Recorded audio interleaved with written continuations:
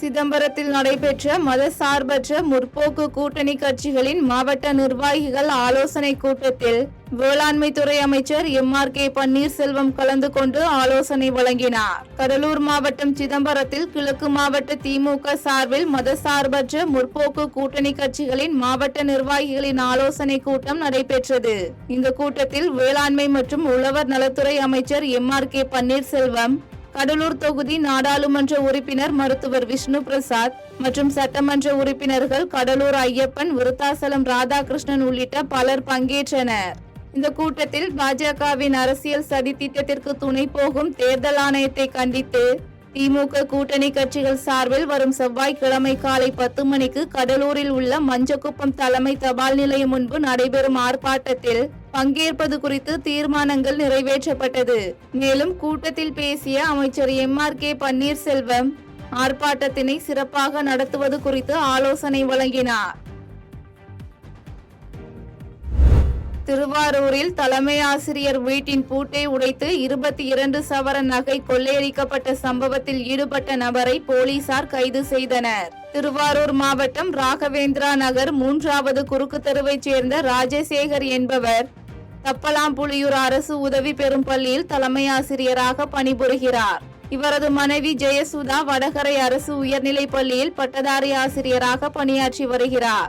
இந்நிலையில் கடந்த அக்டோபர் 16ஆம் தேதி அன்று கணவன் மனைவி இருவரும் வீட்டை பூட்டிவிட்டு பணிக்கு சென்றுள்ளனர்.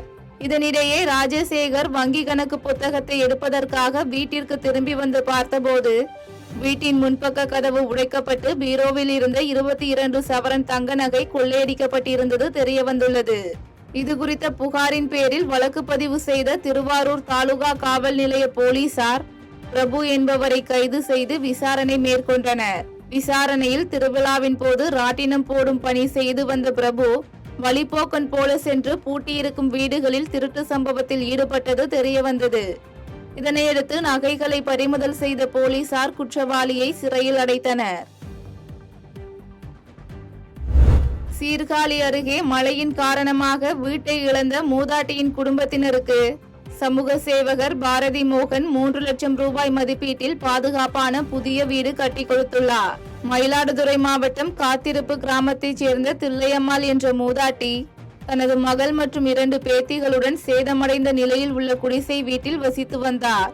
இந்நிலையில் சில வாரங்களுக்கு முன்பு பெய்த மழை காரணமாக அந்த குடிசை வீடு முற்றிலும் சரிந்து விழுந்ததை அடுத்து தார்பாய் அமைத்து மகள் மற்றும் 2 பேத்திகளை வைத்துக் கொண்டு வீட்டில் அமரக்கூட இடமில்லாமல் பாதுகாப்பற்ற நிலையில் மிகுந்த சிரமத்துடன் வசித்து வந்துள்ளார். இதுகுறித்து தகவல் அறிந்த பெரம்பூர் பகுதியைச் சேர்ந்த சமூக சேவகர் பாரதி மோகன் மூதாட்டிக்கு உதவிட முன்வந்து தனது நண்பர்கள் மற்றும் சமூக ஆர்வலர்களின் உதவியுடன் 3 லட்சம் ரூபாய் மதிப்பீட்டில் பாதுகாப்பான வீடு கட்டும் பணியை கடந்த மாதம் துவங்கினார். இந்நிலையில் அனைத்து பணிகளும் முடிந்த நிலையில் புதிய வீடு மூதாட்டியிடம் ஒப்படைக்கப்பட்டது. மூதாட்டி குடும்பத்தினருக்கு சமூக வலைதள நண்பர்கள் மற்றும் சமூக ஆர்வலர்களின் உதவியோடு பாதுகாப்பான வீடு கட்டி கொடுத்த சமூக ஆர்வலர் பாரதி மோகனுக்கு அப்பகுதி மக்கள் மற்றும் மூதாட்டி குடும்பத்தினர் நன்றி தெரிவித்துள்ளனர். தேனி அருகே சோதனை ரயில் இன்ஜின் மோதி ஏற்பட்ட விபத்தில் மூதாட்டி உட்பட 19 ஆடுகள் உயிரிழந்தது குறித்து போலீசார் விசாரணை மேற்கொண்டு வருகின்றனர். தேனி மாவட்டம் அரண்மனைப்புத்தூர் விளக்கு மேம்பாலம் அருகே மதுரையிலிருந்து போடிநாயக்கனூர் நோக்கி சோதனை ரயில் இன்ஜின் சென்று கொண்டிருந்த போது அங்கு அரண்மனைப்புத்தூர் பகுதியைச் சேர்ந்த பத்திரகாளி என்ற மூதாட்டி என்ஜின் வருவதை அறியாமல் ஆடுகளுடன் தண்டவாளத்தை கடக்க முயன்றுள்ளார். அப்போது சோதனை ரயில் என்ஜின் மூதாட்டி மற்றும் ஆடுகள் மீது மோதி விபத்துக்குள்ளானது. இதில் மூதாட்டி மற்றும் 19 ஆடுகள் சம்பவ இடத்திலேயே உயிரிழந்த நிலையில் இதுகுறித்த தகவலின் பேரில் சம்பவ இடத்திற்கு வந்த ரயில்வே போலீசார் மற்றும் தேனி போலீசார் மூதாட்டியின் உடலை மீட்டு விசாரணை மேற்கொண்டு வருகின்றனர். திண்டிவனத்தில் நடைபெற்று வரும் வளர்ச்சி திட்ட பணிகள் குறித்து முன்னாள் அமைச்சர் செஞ்சி மஸ்தான் ஆய்வு மேற்கொண்டார். விழுப்புரம் மாவட்டம் திண்டிவனம் நகராட்சிக்கு உட்பட்ட 1வது வார்டு சந்தைமேட்டு அருகே 5,56 லட்சம் ரூபாய் மதிப்பீட்டில் கட்டப்பட்டு வரும் புதிய சார்பதிவாளர் அலுவலக பணிகள் குறித்து முன்னாள் அமைச்சரும் சட்டமன்ற உறுப்பினருமான செஞ்சி மஸ்தான் ஆய்வு மேற்கொண்டார். தொடர்ந்து செஞ்சி பேருந்து நிறுத்தம் அருகே உழவர் சந்தை கடைகளை ஆய்வு செய்த அவரிடம் உழவர் சந்தை வியாபாரிகள் புதிய தரை மற்றும் கூடுதல் கடைகள் அமைக்க வேண்டும் என கோரிக்கை வைத்தனர். மேலும் உழவர் சந்தை நிர்வாகத்தினர் அப்பகுதியில் இரும்பு கேட் அமைக்க முன்னாள் அமைச்சர் மஸ்தானை கேட்டுக்கொண்ட போது முன்னாள் அமைச்சர் மஸ்தான் தனது சொந்த பணத்தில் இருந்து 10,000 ரூபாயும் மற்றும் திமுக நிர்வாகி பிர்லா செல்வம் 15,000 ரூபாயும் வழங்கினர். இதனைத் தொடர்ந்து திண்டிவனம் 27வது வார்டில் பொதுமக்கள் பழைய நூலக கட்டிடம் கட்டித்தர வேண்டும் எனவும் புதிய அங்கன்வாடி மையம் அமைக்க வேண்டும் எனவும் கோரிக்கை வைத்தனர்.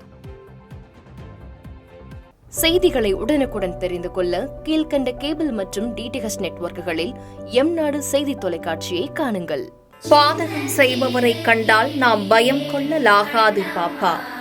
மோதி மிதித்துவிடு பாப்பா, அவர் முகத்தில் உமிழ்ந்துவிடு பாப்பா. அண்மை செய்திகளை உடனுக்குடன் தெரிந்து கொள்ள இணைந்திருங்கள் எம்நாடு தொலைக்காட்சியுடன்.